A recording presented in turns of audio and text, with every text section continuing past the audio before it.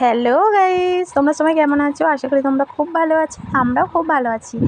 আর আমরা সবাই মিলে বেরিয়ে পড়েছি আমার শেষদি ভাইয়ের বাড়িতে ষষ্ঠীর নিমন্ত্রণ করতে। মা বলে আমি কিছুদিন আগে গেছিলাম, আমি আর যাবো না, তোরাই যা।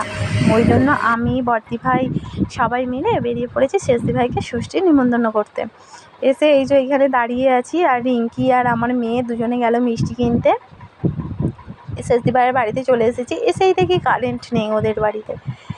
চলো ভেতরে যাই, গিয়ে দেখি এই যে আমার বড়দি ভাই, মেজদি ভাই আর আমার মেয়ে এসেই আমার শেষদি ভাইয়ের ছেলেকে ঘুমাচ্ছিল, তাকে কোলে নিয়ে নিয়েছে। সে একদম চোখ খুলছে না, তাকে বলে ওঠ ভাই ওঠ। এই যে আমার শেষদি ভাই, শেষদি ভাই বলছে তোর মেয়ে কেমন আছে? আমার মেয়েরও তো শরীর খারাপ হয়েছিল, সেই জন্য জিজ্ঞাসা করছে। ফোন করে রোজই, খবর নেয়। এই যে দেখো পাশের বাড়ি থেকে একটা কি সুন্দর কিউট ছেলে এসেছে, তাকে একটু কোলে নিয়ে একটু আদর করে দিলাম। আরও অনেকেই এসেছে। ওই যে রিঙ্কি জল খাবার জন্য বোতলটা দিয়ে গেল। বাচ্চাটাকে নিয়ে কোলে করে অনেকক্ষণ ধরেই আমি আদর করছিলাম। রিঙ্কি এসেই হেতা সবজি কাটতে বসে পড়েছে, বিরিয়ানির জন্য আলু কাটছে।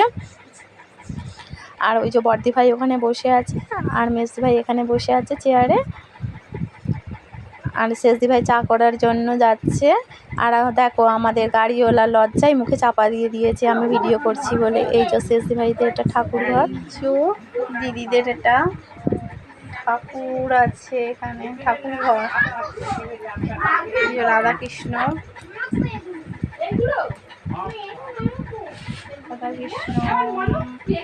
গোপাল, এদিকে মা লক্ষ্মী।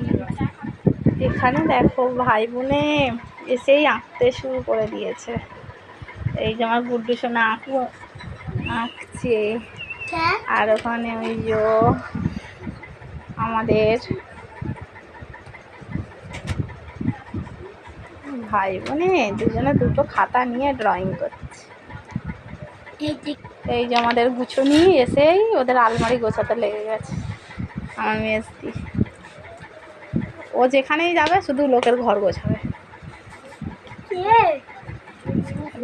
আঁকা টাকা কমপ্লিট করে এই যে টিফিন খেতে দিয়েছে, চপ আর হচ্ছে পাঁপড় দিয়ে মুড়ি। ওটা খাবার পরে বিরিয়ানি হয়ে গেছে। আর যে গুড্ডু আর আমার মেয়ে দুজনে মিলে সবাইকে পরিবেশন করার জন্য পাতা দিচ্ছে, কে জল দিচ্ছে। ভাই বোনে একদম রেডি পাতা জল দেওয়ার জন্য রেডি হয়ে আছে। এই যে আমাদের বিরিয়ানি আমাদের পাশে চলেও এসেছে। অনেক রাত্রির হয়ে গেছে, তাড়াতাড়ি খাওয়াটা কমপ্লিট করে নিই। এদিকে সবাই এই যে খাচ্ছে, শেষদি ভাই সবাইকে খাবার দিয়ে দিচ্ছে। শেষদি ভাই খাবার, ওখানে শেষদি ভাইয়ের শ্বশুরমশাই বসে আছে। এই যে তোমাদের দাদা ভাই এখানে খাচ্ছে। লঙ্কাটা এত ঝাল, একটু খেয়ে একদমই খেতে পারছিলাম না। খাওয়া দাওয়া কমপ্লিট হয়ে গেছে, এবার বাড়ির উদ্দেশ্যে বেরিয়ে পড়লাম। খুব ঘুমও পেয়েছে, অনেকটা রাত্রির হয়ে গেছে তো না, মেয়ে তো ঘুমের জন্য হয়ে গেছে। Tata bye bye. ভিডিওটা যদি ভালো লাগে লাইক শেয়ার